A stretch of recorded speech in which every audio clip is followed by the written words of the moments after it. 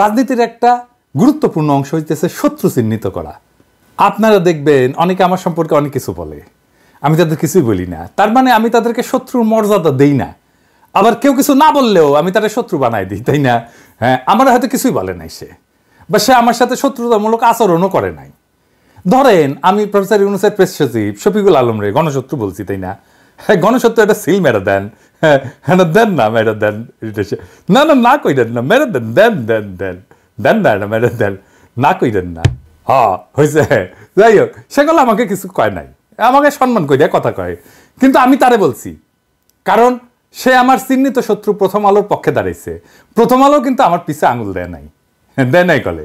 আমার ব্যক্তিগতভাবে আমার কোনো সমস্যা নাই, কিন্তু প্রথম আলোর ডেইলি স্টারে আমি রাজনৈতিক শত্রু ঘোষণা করছি। এটাই রাজনীতি।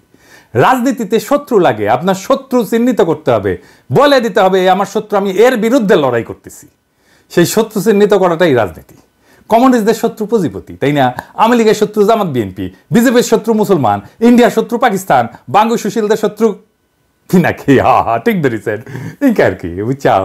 তো এখন যেমন আওয়ামী লীগ চাইতেছে শত্রু হিসাবে বিএনপি যেন তাদেরকে সিলেক্ট করে, তাদেরকে পছন্দ করে, এবং বিএনপিও সেটাতে সাই দিতেছে মনে হইতেছে। এমনকি হাসিনার হাতে বিএনপির হাজারো শহীদ, তার রক্তকেও বিএনপি আমলে নিতেছে না।